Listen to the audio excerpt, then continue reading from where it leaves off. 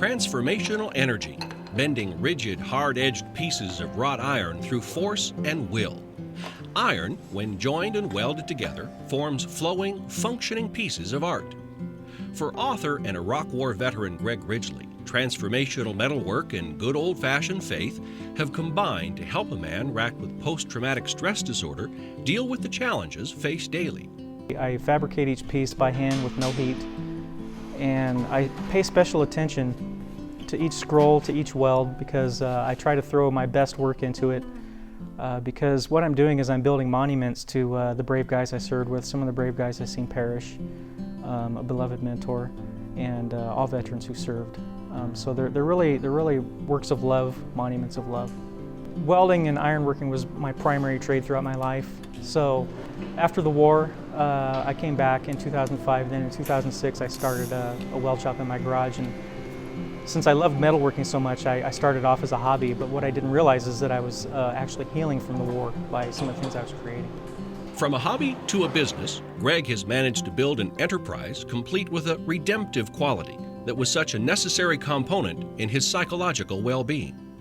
I reference pieces from old Europe because I love the masterworks of the 17th century. Those are true masterworks. And I try to incorporate my process into those designs. I love real detailed work.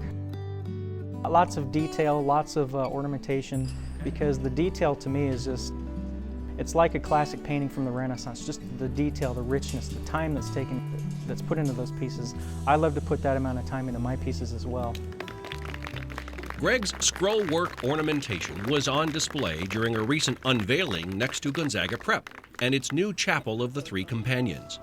Greg fabricated a gate that highlights the intricate work that took nearly 2 weeks to complete. When I came back, I was in really bad shape, and I went into severe melancholy after some of the things I seen.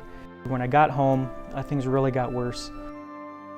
The ironwork piece, unbeknownst to me at the time, was a great way to heal. It was just one aspect of the healing process, however. I had a wonderful counselor at the VA, still do, named Suzanne. She was a trauma nurse in Vietnam, and she could really understand my language. Part of our problem as veterans that suffer from post-traumatic stress disorder is we feel that people just don't understand us. So part of that cognitive therapy, I had to write impact statements on some of the more traumatic situations I've seen. And by getting it out on paper, you bring up those events and you deal with those emotions and you figure out whether or not your current thought processes are correct or not. Redemptive Ironworks, using metal and the written word to help transcend the scars of war. Through the writing process, Greg has since published a book that chronicles his grandfather's service at Pearl Harbor and his own in Iraq. The book was an extension of the trauma therapy. The book was very hard to write, but it was a book of love, and I think it's a wonderful thing for anybody that's suffering from trauma by writing things down, because you really have to confront those emotions that you encountered at the particular moment of a traumatic event. My grandfather, before he passed away, I promised him that I would pass on his legacy of brave service in World War II. And I looked at my war through the prism of his service in World War II, and really unbeknownst to me, I always spent my life trying to live up to his brave example. He taught me about what the country was like when he was in, how strong, how united, how sure they were in their purpose in World War II. And he just taught me about the greatness of America, and that level of patriotism, love of country was cultivated ever since I was a small child. I get lost in the shop. I like spending time by myself, and when I'm in there working, it seems I can forget about some of the troubles of life, and I can just focus on the ironwork, and I can create something that's beautiful and lasting by transforming some of those traumas of life into something that's tangible, that I can look at, that's heavy, that I can pick up, and it will be around long after I'm gone.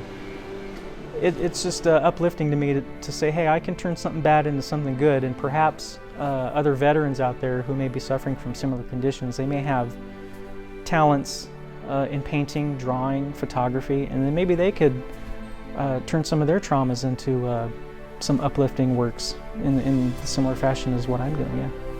I'm better off for it, so if I can do it, anybody can do it, believe me. You have to get it on the table. That's my mission in life, is to assist veterans in any way I can to get it on the table.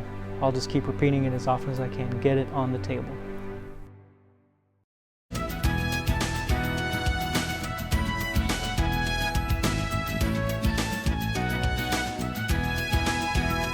If you have an idea for Northwest Profiles, send it to KSPS TV, 3911 South Regal, Spokane, Washington 99223.